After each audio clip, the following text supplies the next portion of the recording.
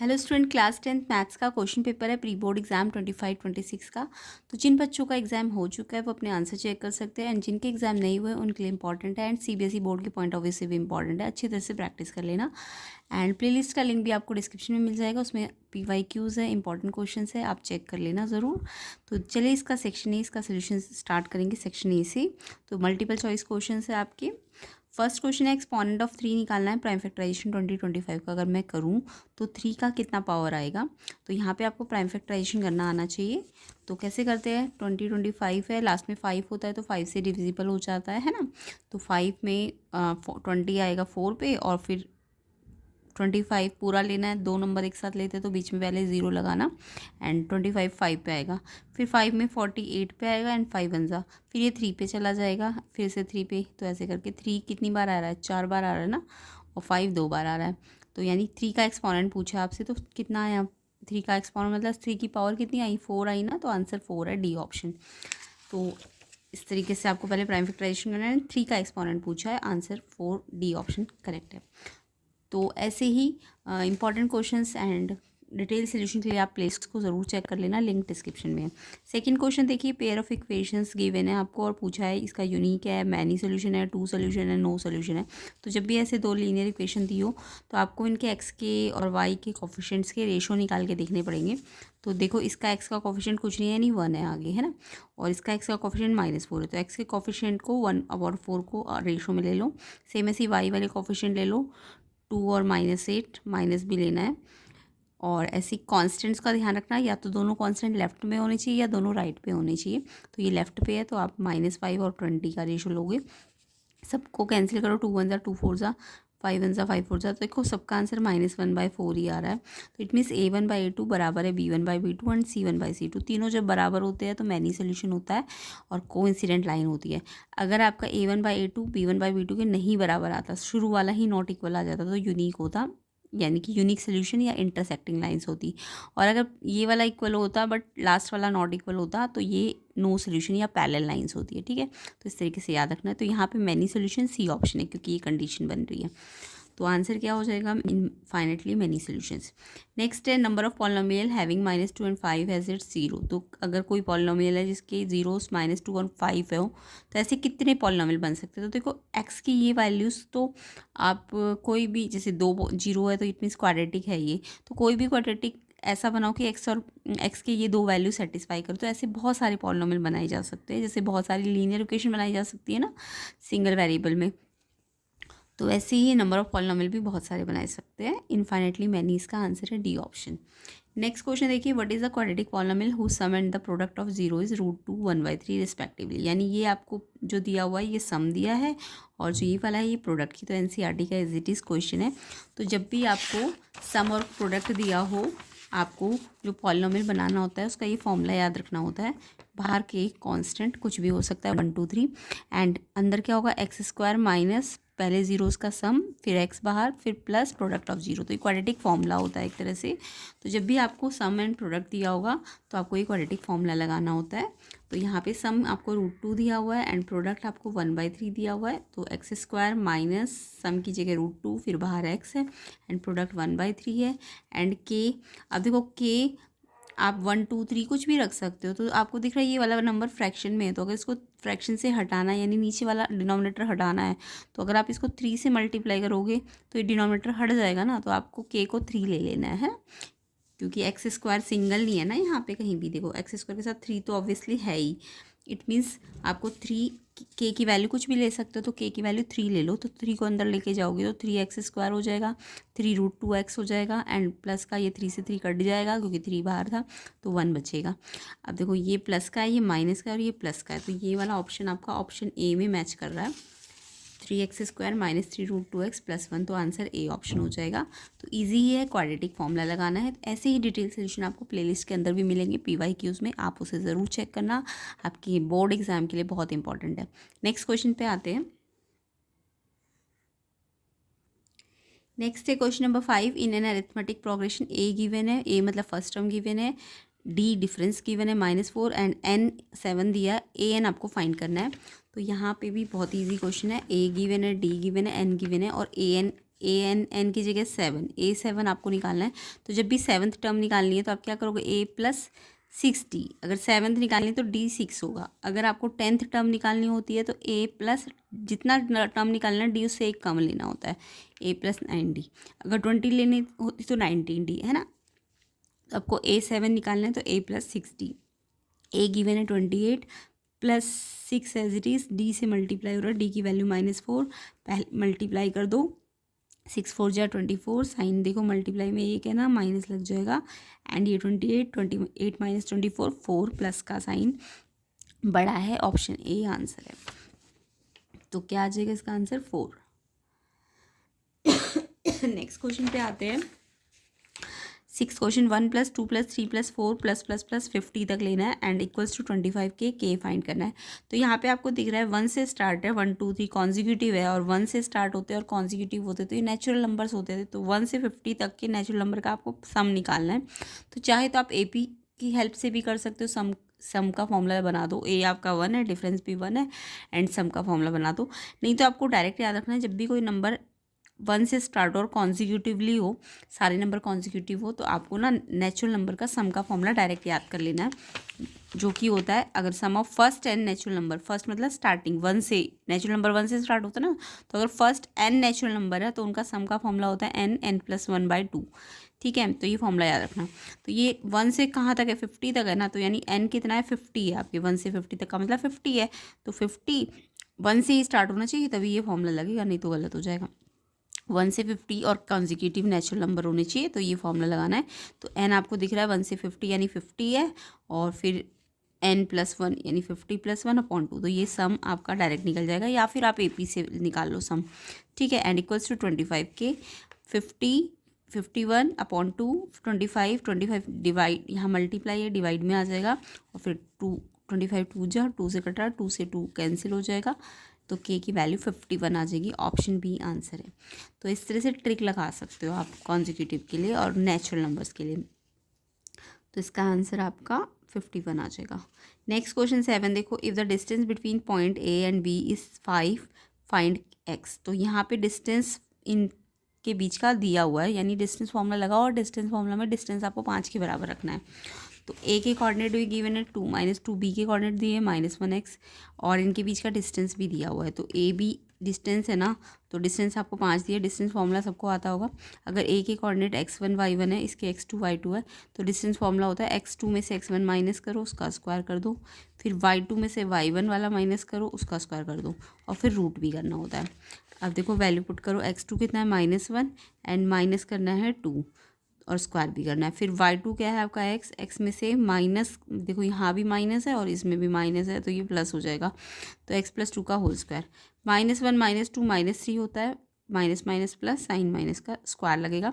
अब देखो ये नंबर और ये x है और ये प्लस का 2 है, तो ये प्लस तो हो नहीं पाएंगे क्योंकि अलग अलग अनलाइक टर्म्स है। तो इसमें आइडेंटिटी लगाना, a का स्क्वायर b का स्क्वायर 2ab, पूरा आइडेंटिटी लगाना, आधा मत लगाना।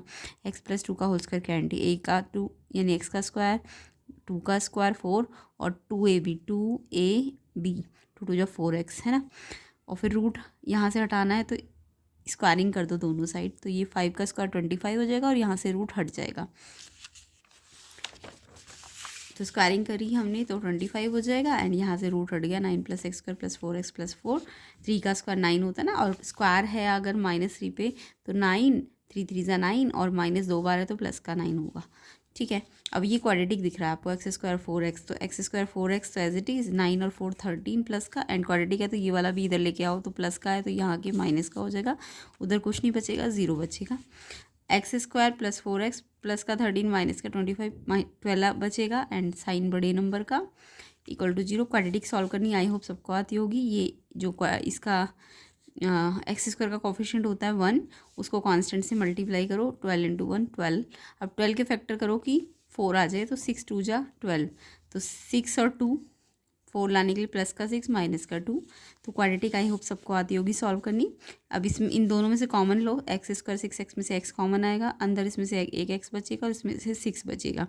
2 और 12 में से क्या कॉमन आएगा, 2, बाहर माइनस है तो माइनस लगा दोगे, और फिर अंदर इसमें से x बचेगा, और 2 में ये 2 में 12 का बाद है 6 पे, तो 6 बचेगा, और ये माइनस और ये भी माइनस था तो ये प्लस बन जाएगा। अब ये कॉमन x प्लस 6 तो एक बार आ जाएगा, और x माइनस 2 भी बचेगा, एंड x माइनस 2 को भी 0 के बराबर रखो, x प्लस 6 को भी 0 के बराबर रखो, तो इससे x की वैल्यू यहाँ माइनस है तो यहाँ जाके प्लस 2 हो जाएगी, और x की वैल्यू यहाँ प्लस 6 थी तो वहाँ जाके माइनस 6 हो जाएगी। अब आपको याद रखना है कि जो भी आपका, अच्छा तो देखो x की वैल्यू 2 और -6 दोनों हो सकती है, क्योंकि x आपका डिस्टेंस नहीं है, x तो आपका कोऑर्डिनेट है ना, कोऑर्डिनेट तो आपका प्लस माइनस दोनों में हो सकता है। हाँ, अगर डिस्टेंस होता तो नेगेटिव नहीं लेते, तब आप इसको लिखते ये नॉट पॉसिबल है, बट अभी तो ये कोऑर्डिनेट है ना, तो कोऑर्डिनेट तो माइनस भी हो सकता है, यानी ये दोनों वैल्यू हो सकती है। बट आपके ऑप्शन में जो गिवन है वो जस्ट 2 गिवन है, -6 नहीं दिया हुआ है, तो यानी कि वैसे आंसर दोनों है, बट आपको ऑप्शन में 2 ही दिया है, तो ऑप्शन ए इसका आंसर है। ठीक है, तो नेक्स्ट क्वेश्चन पे आते हैं। नेक्स्ट है क्वेश्चन 8, ये भी आपका कोऑर्डिनेट ज्योमेट्री से, mid point of line segment joining 2 point A and B. तो ए एंड बी का मिड पॉइंट निकालना है, तो मिड पॉइंट आपको कोऑर्डिनेट में निकालना आना चाहिए। कैसे करते हैं मिड पॉइंट, तो 2 पॉइंट गिवन है 2 4 और -2 -4, x1 y1 x2 y2, जो अंदर वाला मिड पॉइंट है वो x y लेते हैं। मिड पॉइंट फॉर्मूला लगाओ, ये जो x कोऑर्डिनेट है कैसे निकलेगा, इसके x और इसके x को जोड़ दो और 2 से डिवाइड कर दो। सेम ऐसे ये y वाला पॉइंट कैसे निकलेगा, y निकालने के लिए y वाले पॉइंट जो बाद वाले होते हैं वो y होते हैं, इनको जोड़ो 2 से डिवाइड करो, तो x1 x2 2 और इसका -2, तो प्लस 2 प्लस -2 करोगे तो देखो ये तो माइनस हो गया ना, 2 - 2 तो 0 हो गया, तो आंसर 0 आ जाएगा। सेम ऐसी वाई में भी 4 - 4 0 हो जाएगा, तो यानी कोऑर्डिनेट 0 0 ऑरिजिन आ जाएंगे। इसको क्या कहते हैं हम, ऑरिजिन, है ना, इस कोऑर्डिनेट को हम क्या कहते हैं, ऑरिजिन। तो सी ऑप्शन इसका आंसर है, तो यहाँ पे आंसर आपका 0 0 आ जाएगा। नेक्स्ट क्वेश्चन पे आते हैं। Triangle A B C, triangle D E F में ए बी ई एफ का ratio, A C D E का रेशो इक्वल है, और आपको बोला क्या अगर ये ट्राइंगल सिमिलर होते तो क्या चीज़ है जो हो जाती इक्वल। तो देखो ए बी के साथ ई एफ बन रहा है ना, तो मैं ट्राइंगल अगर बनाऊँ ए बी इस साइड तो ई एफ इस साइड ही बनाऊँगी, क्योंकि ए बी का रेशो ई एफ के साथ है। सेम ऐसी ए सी का रेशो डी ई के साथ है, तो ए सी में मैं ऐसे बनाया तो मैंने ए सी, तो डी ई इस तरीके से बनाऊँगी, तो इससे ये वाला रेशो इसके साथ है, सिंगल कट लगाया, ये डबल कट लगाया। अब आपको दिख रहा है, अब मैंने बिल्कुल सिमिलर ट्राइंगल बना दिया, तो इसको फर्स्ट से सेकंड पे रोटेट करूँगी, बी ए सी, ठीक है। तो सेम ऐसे इसको भी फर्स्ट से सेकंड पे रोटेट करो, एफ ई डी। अब आपको पता चलेगा बी एफ के एंगल के इक्वल होना चाहिए था, जबकि यहाँ पे बी आपको ई के इक्वल दिया है, तो ये वाला तो गलत है। फिर आपको बोला ए ई के इक्वल होना चाहिए था, है ना, तो ए आपका ई के इक्वल किस में है, इसमें है, तो ये वाला आपका ठीक है। तो बी वाला ऑप्शन जो है वो करेक्ट है, बाकी सारे इनकरेक्ट है, क्योंकि अगर मैं सी को देखूँ तो देखो सी यहाँ पे तो ये डी के इक्वल है, तो यहाँ पे तो ये एफ के इक्वल दिया है ना, तो इट मीन्स आप ना जो रेशो दिया ना उसको ऐसे ही एज इट इज़, जैसे ये ऐसे लिखा है तो इसको भी ऐसे ही बनाओ, ये ऐसे रेशो इसके साथ दिया तो इसको ऐसे ही बनाओ, इससे आपको मिल जाएंगे कॉरस्पॉन्डिंग पॉइंट। ए ई के इक्वल हो जाएगा, बी वाला एफ के इक्वल हो जाएगा, और सी वाला आपका डी वाले के इक्वल हो जाएगा, है ना, तो आपका बी ऑप्शन इसमें करेक्ट है। नेक्स्ट देखिए, if the length of shadow of a tree decreasing then the angle of elevation, increase करेगा डिक्रीज करेगा, रिमेन्स द सेम नन। तो यहाँ पे अगर शेडो जो है डिक्रीज हो रही है तो एलिवेशन एंगल कैसे होगा, बढ़ेगा कि घटेगा। तो देखो शेडो वाले क्वेश्चन आपने किए भी होंगे, ये हाइट ऑफ टावर या ट्री जो भी मान लो, और शेडो हमेशा नीचे बनती है, तो मान लो पहले शेडो इतनी लंबी थी, है ना, अब शेडो ना डिक्रीज हो गई, यानी यहाँ पे आ गई, ठीक है। पहले ये थी ए बी सी में, पहले शेडो बी सी थी, अब आपको ने शेडो को बी डी तक पहुंचा दिया, यानी डिक्रीज कर दिया, है ना, शेडो बी सी से बी डी हो गई। तो जब आप इसका एलिवेशन देखोगे ना, पहले देखो छोटा एंगल था, अब बड़ा एंगल बन जाएगा, तो एंगल ऑफ एलिवेशन जो है ना वो इंक्रीज़ हो जाएगा, यानी कि जब आपकी शेडो एल डिक्रीज़ होती है तो जो थीटा होता है वो इंक्रीज़ होता है, उल्टा होता है, ठीक है। अगर एल बढ़ेगी ना तो थीटा डिक्रीज़ हो जाएगा, ये याद रखना, इन्वर्स एल और थीटा में इन्वर्स रिलेशन होता है। तो यहाँ पे decreasing option, sorry increasing, option A answer है इसका, ठीक है।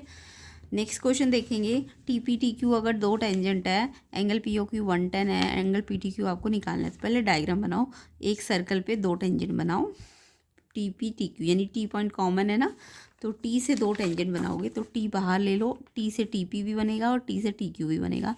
अब आपको ना ये एंगल पी ओ क्यू दिया हुआ है, यानी पी ओ क्यू का मतलब ओ तो सेंटर होता है ना, तो पी ओ क्यू ऐसे बनेगा, तो सेंटर से ये एंगल बनेगा। अब आपको टेंजेंट की प्रॉपर्टी पता है, रेडियस और पॉइंट ऑफ कॉन्टैक्ट परपेंडिकुलर होता है। ये 90 है, ये भी 90 है, ये रेडियस परपेंडिकुलर होती है इस पर, है ना। तो 90 ये तो 180, तो इनका सम भी 180 आएगा क्योंकि ये क्वाड्रिलेटरल है, तो ये 180 बना रहा है, तो ये टोटल भी 180 बनाएगा। तो ये प्रॉपर्टी लगानी होती है। तो पी ओ क्यू और पी टी क्यू जो है, ये दोनों एंगल ये भी 180 होंगे इनका सम। आपको पी ओ क्यू 110 दिया है, पी टी क्यू निकालना है, तो पी टी क्यू निकालने के लिए इसको माइनस कर दो, तो 70 डिग्री आंसर है option B. Okay, option B इसका करेक्ट आंसर है। नेक्स्ट देखो, which one of the following is not equal to unity. Unity का मतलब 1 होता है, तो 1 के इक्वल क्या नहीं है, तो आइडेंटिटी आपने पढ़ी होगी, sine square x plus cos square x, तो 1 होता है, ये तो ठीक है 1 है ये तो। कॉट स्क्वायर माइनस कॉस एक स्क्वायर आपने पढ़ा होगा, कॉस एक स्क्वायर माइनस कॉट स्क्वायर 1 होता है, तो उल्टा अगर आ गया कॉट स्क्वायर माइनस कॉस एक स्क्वायर तो वो 1 नहीं होगा, वो -1 होगा, ठीक है, क्योंकि आइडेंटिटी जो होती है वो cosec square X minus cot square X होती है, तो वो 1 होता है। तो अगर उल्टा लिख दिया इन्होंने तो ये 1 की जगह -1 होता है, यानी ये वाला 1 नहीं है ना। आपको क्वेश्चन में नॉट बोला कि 1 नहीं होना चाहिए, यूनिटी का मतलब 1 होता है, ठीक है, तो 1 नहीं आना चाहिए, तो इसका आंसर तो -1 आ रहा है, तो ये वाला नहीं है, ठीक है। बाकी sec square minus tan square X भी 1 होता है, और 10 और कॉट एक दूसरे के रेसिप्रोकल से अगर मल्टीप्लाई में होते हैं ना, जब भी एक दूसरे के रेसिप्रोकल, तो वो भी 1 देते हैं, तो ये 1 है। ये वाला बी ऑप्शन 1 नहीं है आंसर, है ना, तो आंसर बी है। नेक्स्ट बोला है कि ये फ्रीक्वेंसी डिस्ट्रीब्यूशन दिया हुआ है आपको, और आपको upper limit of median class निकालनी है। तो सबसे पहले मीडियन क्लास निकालने के लिए आपको पहले से सी एफ निकालना पड़ेगा। मीडियन के लिए आपको सी एफ निकालना होता है, ये फ्रीक्वेंसी है, सी एफ क्यूमुलेटिव फ्रीक्वेंसी आप निकालोगे। तो पहले तो आप क्लास इंटरवल को ऐसे अरेंज कर लो, फ्रीक्वेंसी को ऐसे अरेंज कर लो। सी एफ आई होप सबको ही आती होगी निकालनी। एफ से सी एफ कैसे निकलती है, पहले वाला एज इट इज़ 11, फिर 11 में ये दूसरे वाला 12 प्लस कर दो, 11 में 12 को प्लस करोगे 23, फिर 23 में 13 को प्लस कर दो तो 36, फिर 36 में 9 को प्लस कर दो तो 45, एंड 45 में 11 प्लस कर दो तो 56। ऐसे जिगजैग पहले वाला एज इट इज़, फिर जिगजैग करके प्लस कर दो, एंड ये जो लास्ट वाला आता है ना, इसका टोटल करके देखना, इसके एग्जैक्ट इक्वल आना चाहिए। तो ये एन होता है, फिर फ्रीक्वेंसीज का टोटल हमने निकाला। फिर मीडियन क्लास निकालने के लिए ना आप एन का आधा किया करो, एन का आधा आपने किया तो ये 28 आया। अब इस 28 को ना आप क्यूमुलेटिव फ्रीक्वेंसी वाली लाइन में सर्च करोगे, और 28 से या तो बराबर होना चाहिए या बड़ा होना चाहिए। तो देखो 23 और ये 36, यानी ये 36 लोगे क्योंकि 28 से बड़ा है। तो ऐसे करके ना आप लाइन लगा देना, यानी इसको आपको सी एफ वाली लाइन पे सर्च करना है, और 28 से बड़ा होना चाहिए, तो ये वाला है। तो ये सी एफ फॉर्मूले में नहीं लेना, फॉर्मूले में तो ये वाला ऊपर वाला लेते हैं, बट अभी मीडियन क्लास के लिए आपको यही वाला सी एफ लेना होगा, और ये जो आएगा ना ये आपका मीडियन क्लास होगा। तो मीडियन क्लास आपका 10 to 15 आ गया, और इसकी अपर लिमिट है, यानी ये लोअर लिमिट है और ये अपर लिमिट है, तो अपर लिमिट 15 आएगी, ऑप्शन सी आंसर हो जाएगा। तो इस तरीके से आप मीडियन क्लास निकालोगे, तो यहाँ पे आंसर आपका 15 आ जाएगा। नेक्स्ट क्वेश्चन देखिए, let empirical relationship between 3 measure of central tendency A median बराबर मॉड प्लस बी मीन, आपको 2b + 3a निकालना है। तो पहले आपको रिलेशनशिप आनी चाहिए। मीडियन कितना मीडियन होता है, 3 मीडियन होता है, और मॉड 1 होता है, और मीन आपका 2 होता है। तो फॉर्मूला आना चाहिए तीनों के बीच में जो रिलेशनशिप होती है। मीडियन के आगे 3 होता है, मॉड 1 होता है, और मीन 2 होता है, मॉड के साथ ये प्लस होता है ना। अब आपको क्वेश्चन में ये ए दिया है और ये बी दिया है, तो ए आपका 3 आ गया और बी आपका 2 आ गया, है ना। अब आपको निकालना क्या है, 2b + 3a, तो 2b कितना आया आपका 2, तो 2 को 2 से मल्टीप्लाई करो, प्लस 3a से मल्टीप्लाई मतलब 3 है ना a, अब 3 3 या 9, 2 2 जा 4, 13 आंसर है ऑप्शन सी, ठीक है। तो आंसर सी ऑप्शन 13 आ जाएगा। नेक्स्ट क्वेश्चन नंबर 15 देखेंगे, ये भी आपका एनसीईआरटी बेस्ड है। 2 कॉन्सेंट्रिक सर्कल जिसकी रेडियाई 5 और 3 है, length of chord larger circle की जो स्मॉलर सर्कल को टच करके जाएगी। तो यहाँ पे 2 कॉन्सेंट्रिक सर्कल का मतलब समझ गए सेम सेंटर होना चाहिए, पहले सर्कल का भी वही सेंटर होना चाहिए और दूसरे सर्कल का भी सेम सेंटर होना चाहिए। और जो बड़े सर्कल की कॉर्ड है, ये बड़े सर्कल की कॉर्ड है ना, जबकि ये छोटे सर्कल को टच करके जानी चाहिए, यानी बड़े सर्कल की जो कॉर्ड होगी ना वो छोटे सर्कल की टेंजेंट होनी चाहिए, ठीक है। अब आपको छोटे सर्कल की रेडियस भी पता है और बड़े सर्कल की रेडियस भी पता है, तो ये रेडियस यहाँ बनाओ, इसकी रेडियस यहाँ बनाओ। बना तो आप रेडियस कहीं भी सकते हो, बट आपको ऐसे बनाना है कि आपका एक ट्राइंगल बन जाए तो ये आपका कॉर्ड था, ये टच मान लो पॉइंट ऑफ कांटेक्ट एम पे टच कर रहा था इसको, छोटे वाले सर्कल को, छोटे वाले की तो ये टेंजेंट बन गई, बड़े वाले की ये कॉर्ड बन गई। अब आपको टेंजेंट वाली प्रॉपर्टी भी लगानी है और कॉर्ड वाली प्रॉपर्टी भी लगानी है, ठीक है। तो यहाँ पे ये छोटे सर्कल की रेडियस पॉइंट ऑफ कांटेक्ट पे अटैच करो 3 और ये वाली यहाँ पे अटैच कर दो 5। तो आपको पता है कि जो भी टेंजेंट की प्रॉपर्टी क्या होती है कि ये जो रेडियस होती है पॉइंट ऑफ कांटेक्ट पे, तो ये जो रेडियस होती है पॉइंट ऑफ कांटेक्ट पे ये परपेंडिकुलर होती है, ठीक है। टेंजेंट की property O M perpendicular A B, क्योंकि ए बी टेंजेंट है स्मॉलर सर्कल की। अब आपको पता है कि कॉर्ड की भी एक प्रॉपर्टी होती है, जो भी सर्कल की कॉर्ड होती है ना, ये सर्कल की कॉर्ड और रेडियस अगर परपेंडिकुलर तो ये बाइसेक्ट करती है इस कॉर्ड को, ठीक है। तो यानी ए एम और बी एम बाइसेक्ट हो रही है क्योंकि परपेंडिकुलर है ना कॉर्ड पे। तो A M B M equal है और पूरी ए बी का ए एम क्या है या बी एम क्या है, आधा है ना। तो ये रेडियस जो परपेंडिकुलर होती है कॉर्ड की वो बाइसेक्ट भी करती है कॉर्ड को, ये दूसरी प्रॉपर्टी है। नेक्स्ट आपको अब ये ट्राइंगल देखना है, ये वाला ट्राइंगल, इसमें आपको दो साइड पता है ना 5 और 3, तो ये वाली आप बी एम निकाल लो, ताकि बी एम जब निकल जाए तो आपकी ए बी कॉर्ड भी निकल जाएगी। तो यहाँ पे ये पाइथागोरस लग जाएगी 90 डिग्री है क्योंकि, तो ये 5 ये 3 तो ऑब्वियसली ये 4 ही आता है क्योंकि 3 4 5 का ही आपका ट्रिपलेट बनता है ना। तो आपको तो वैसे पता ही है क्योंकि ये MCQ क्वेश्चन है तो याद भी रखना है, 3 5 है तो 4 होगा ऑब्वियसली ये। अदरवाइज 90 के अपोजिट जो होता है हाइपोटेन्यूज होता है, हाइपोटेन्यूज का स्क्वायर इक्वल्स टू होता है 3 का स्क्वायर एंड बी एम का स्क्वायर पाइथागोरस। देन आपको 3 का स्क्वायर 9, 5 का स्क्वायर 25, ये 9 यहाँ के माइनस होगा तो बी एम स्क्वायर आ जाएगा, ये आया 16 और फिर ये स्क्वायर यहाँ से हटेगा तो यहाँ पे रूट लगेगा और 16 का रूट +-4 दोनों होता है, याद रखना रूट जब हटता है तो आंसर +- दोनों में आता है, बट क्योंकि ये लेंथ है तो इसलिए ये प्लस ही लेनी है आपको, ठीक है। अगर कोऑर्डिनेट होता तो दोनों लेते +-, तो ये भी 4 ही लेना है। अब आपको बी एम मिल गई, अब आपको तो निकालनी क्या है, कॉर्ड निकालनी है पूरी ए बी, तो बी एम तो आधा है ना, तो ए बी इसको डबल करके निकलेगा, तो आपको 4 का डबल करना है 8, आंसर आएगा ऑप्शन ए। तो 8 सेंटीमीटर ऑप्शन ए इसका आंसर है। तो इस तरीके से ये NCERT का ही क्वेश्चन है, इसको आपको याद भी रखना है। तो 8 सेंटीमीटर ए ऑप्शन आंसर है। नेक्स्ट क्वेश्चन 16 देखो, in figure P A tangent है, देखो ये पी ए टेंजेंट है, ए पे पॉइंट ऑफ कांटेक्ट है एंड ये रेडियस है तो ये ऑब्वियसली 90 डिग्री बनाएगा, है ना। अब आपको बोला है कि डायमीटर ए बी, ये पूरा डायमीटर सेंटर से जा रहा है तो डायमीटर है एंड ये वाला एंगल आपको गिवन है, आपको एंगल ए पी ओ निकालना है ये वाला। तो सिंपल है क्वेश्चन, आपको सबसे पहले तो आपको टेंजेंट की प्रॉपर्टी लगानी है। टेंजेंट पे जो रेडियस होती है पॉइंट ऑफ कांटेक्ट पे 90 डिग्री बनाती है, तो यानी जो ओ ए है ये ए पी टेंजेंट पे परपेंडिकुलर हो जाएगी, है ना। ये लिख देना आप, वैसे लिखना नहीं है, MCQ क्वेश्चन तो आपको याद रखना डायरेक्ट। तो ये एंगल तो 90 आ गया। अब आपको ये देखो इस ट्राइंगल को कंसीडर करो, तो ये 90 है, ये आपको निकालना है और एक्सटीरियर एंगल आपको गिवन है। ट्राइंगल का एक्सटीरियर एंगल जब भी गिवन होता है तो आपको ट्राइंगल के एक्सटीरियर एंगल प्रॉपर्टी पता है, ये एक्सटीरियर एंगल इन अंदर दो एंगल के सम के इक्वल होता है, इन दोनों एंगल के। तो एक्सटीरियर एंगल कौन सा है आपका 115 और वो इक्वल है इसके साथ जो जुड़ा है उसके नहीं, जो बचे हुए दो एंगल है 90 और ये वाला, तो 90 और APO, तो APO आपका निकल जाएगा, 90 को यहाँ ले जाके माइनस कर देना तो ये 25 डिग्री, ए ऑप्शन इसका आंसर हो जाएगा। तो आंसर क्या है 25 डिग्री।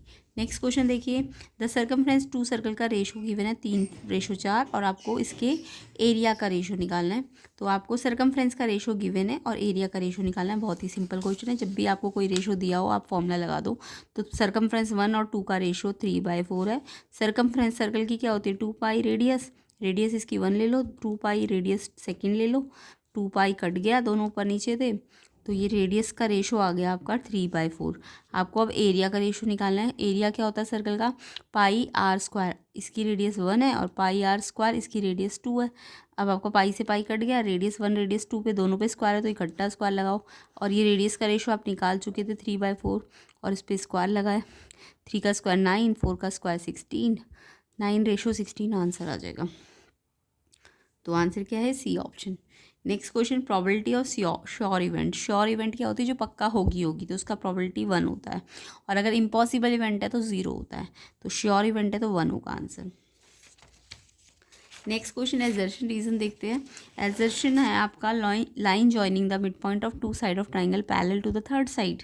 ये आपने थ्योरम पढ़ी होगी कि अगर कोई ट्राइंगल की मिड पॉइंट से जो लाइन आती है वो पैरेलल होती है, ये आपने 9th क्लास में पढ़ी हुई है ना। यानी कि कोई भी ट्राइंगल में ये मान लो एक ट्राइंगल है, इसमें ABC में अगर ये मिड इसका है और AC का मिड E है, तो ये जो लाइन जाती है DE वो तीसरी के पैरेलल होती है। 9th क्लास में मिड पॉइंट थ्योरम पढ़ी है आपने। बट आप इसे BPT के कन्वर्स से भी प्रूव कर सकते थे। कैसे? क्योंकि ये AD और BD का अगर मैं रेशो निकालूं AD और BD का, तो देखो AD और BD इक्वल है ना, क्योंकि ये D मिड है तो इसका रेशो कट के 1 आ जाएगा। सेम ऐसे AE और EC का रेशो आप निकालोगे तो ये भी इक्वल है, क्योंकि E मिड है तो ये AE और EC इक्वल होंगे, तो ये भी कट के 1 आ जाएगा। तो दोनों का रेशो कितना है 1, और जब रेशो बराबर हो तो ऑब्वियसली लाइन क्या होती है, पैरेलल होती है ना। तो ये आपका एक्चुअल में जब रेशो बराबर हो, पैरेलल प्रूव करना हो तो कन्वर्स ऑफ BPT लगती है। तो इस तरीके से कन्वर्स ऑफ BPT से आप इसे प्रूव कर सकते थे। तो ये असर्शन बिल्कुल ठीक है, ये वैसे भी मिड पॉइंट से आपने पढ़ा होगा, मिड पॉइंट थ्योरम, या फिर आप कन्वर्स ऑफ BPT से भी इसको प्रूव कर सकते थे। तो असर्शन बिल्कुल करेक्ट है। एंड रीज़न देखो, रीज़न बोल रहा है अगर एक लाइन डिवाइड कर रही है दो साइड ऑफ ट्राइंगल को सेम रेशो में, तो वो पैरेलल होती है थर्ड साइड के। बिल्कुल, अभी मैंने यही तो करके दिखाया कि ये सेम रेशो है, इसका भी सेम रेशो 1 आ रहा है, इसका भी सेम रेशो 1 आ रहा है, तो अगर ये सेम रेशो पे डिवाइड हो रही है ना तो ये पैरेलल होती है। बिल्कुल ठीक है। रीज़न और एक्सप्लेनेशन भी दे रहा है ये इसको क्यों ये पैरेलल है, क्योंकि ये रेशो बराबर आ रहे थे और कन्वर्स ऑफ BPT से। ठीक है, तो ऑप्शन ए इसका आंसर है कि दोनों करेक्ट भी और एक्सप्लेनेशन भी करेक्ट है।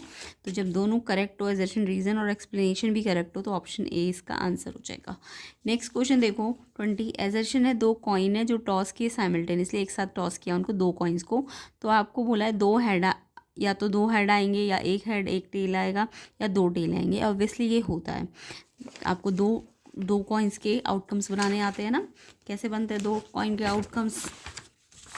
या तो दोनों हेड आएंगे, या पहले वाले में हेड दूसरे में टेल आएगा, या पहले टेल आएगा और बाद में हेड आ सकता है, या दोनों में टेल आ सकते हैं। तो ऐसे 4 आउटकम्स बनते हैं। और फिर इन्होंने बोला कि जो प्रोबेबिलिटी है ना 2 हेड्स लाने की, वो 1/3 आएगी। देखो 2 हेड्स किस में आया, सिर्फ इसमें आया ना। 2 हेड लाने की प्रोबेबिलिटी तो सिर्फ इसी में आ रही है, बाकियों में तो एक एक बार ही आ रहा है और इसमें तो आ ही नहीं रहा है।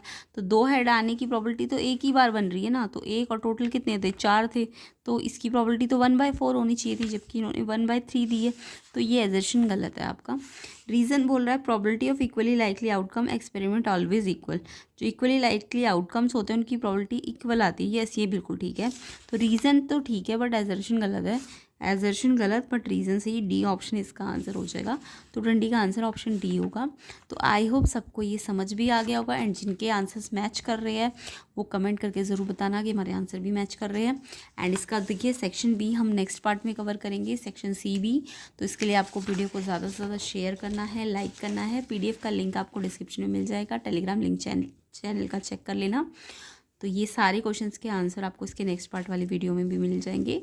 सेक्शन सी शॉर्ट आंसर्स है, तो आपको ज़्यादा से ज़्यादा वीडियो को लाइक कर देना है, वीडियो को शेयर कर देना है। एंड चैनल में नहीं हो तो चैनल को सब्सक्राइब करना है।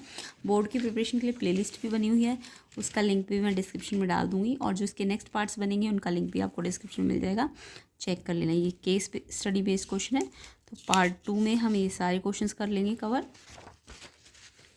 तो अपनी प्री बोर्ड एंड बोर्ड की प्रिपरेशन आप अच्छी तरीके से करते रहिए।